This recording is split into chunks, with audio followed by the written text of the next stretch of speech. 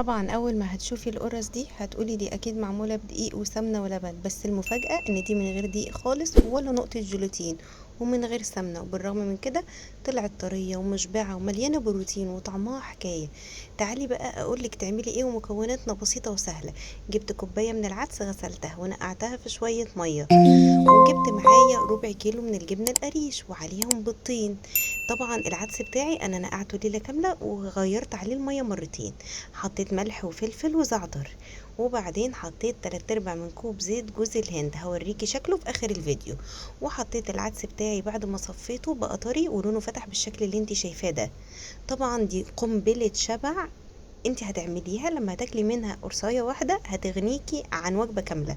بقى القوام بتاعي بالشكل اللي انت شايفاه ده. حطيت معلقه صغيره من البيكنج باودر، وكمان قلبتها كويس قوي. وبعدين كنت جايبه قشور سيليوم من عند العطار، هي اسمها كده قشور سيليوم، حطيت منها معلقتين كبار وقلبتهم كويس قوي بالشكل اللي انت شايفاه ده.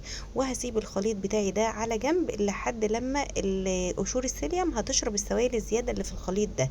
وهبدا ان انا اجيب بقى زيت جوز الهند بتاعي اللي هو اللي انت شايفاه قدامك ده تبع شركة عمان، بصراحة حلو جدا. وبدأت ادهن بيه الصينية بتاعتي كده. وحطيت بقى من الخليط بتاعي بتاع القرص ده، بقيت اخد منه بالمعلقه كده واحط في الصينيه بتاعتي اللي مدهونه زيت. وفي الوقت ده انا مولعه الفرن بتاعي على درجه حراره 200. بدات احط الخليط بتاعي بالشكل اللي انت شايفاه ده، طبعا نازل بشكل غير متناسق. جبت طبق فيه شويه ميه وبليت ايدي وبدات ان انا اجمع الشكل كده واخليها شكل قرصات متناسقه. وعشان وصفتي الصحيه تكمل ويبقى فيها مكونات اكتر تشبعني، حطيت بقى كمان سمسم وحبة البركة وبذور كتان. بصي بقى دي قنبلة طاقة وقنبلة شبع مش قادرة اقولك. ورشيت منها على الوش بتاع القرص بتاعتي كده بالشكل اللي انت شايفاه ده. وتقدري تستخدمي المكونات دي وتعملي بيها زي كاب كيكس كده صغير حادق، وتحطي عليها مثلا قطع من الزيتون والفلفل والطماطم زي ما تحبي. ممكن تحطي الخليط بالمعلقة وكل شوية تبلي المعلقة وتعملي بظهرها كده زي ما انت شايفة، لو انت مش حابة تسوي القرص بايدك. والخليط بتاعي كله قسمته وفضل عندي حبة صغيرين هحطهم في طاجن من الفخار.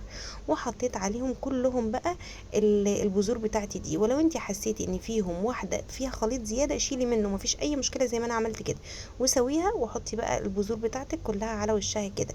وفي الحبة الزيادة بتوعي حطيتهم بقى في الطاجن الفخار وسويتهم. وحطيت على وشهم برضو البذور، بس اللي في الطاجن الفخار دي طلعت تخينة، يعني سمكتها كبيرة. لو انتي مش عايزة حاجة بالسمك التخين ده يبقى بلاش تعمليها بالشكل ده وخليها على شكل قرص. وممكن تخففي الخليط ده خالص وتصبيه في الطاسة وتعمليه زي عيش. انا سويت اللي في الطاجن بتاعي وحطيت برضو عليه البذور ودخلت كله الفرن على درجة حرارة 200 زي ما انا قلتلك، وانا مولعة المروحة. طلع معايا بالشكل القمر اللي انتي شايفاه ده كده. جبت فوطة مبلولة وغطيته، ما تجيش ناحيته بس دلوقتي.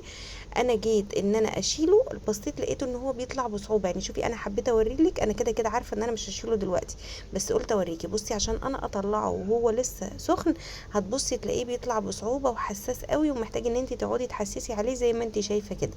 بس طالع ما شاء الله مستوي وممتاز وارضيته ممتازه.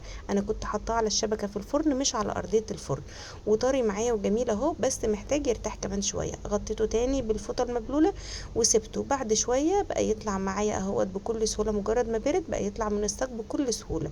الكميه دي طلعت معايا اللي انت شايفاهم قدامك دول، يعني 2 4 6 7 قرصات، والطاجن الفخار يعني يطلع معاكي 9 قرصات.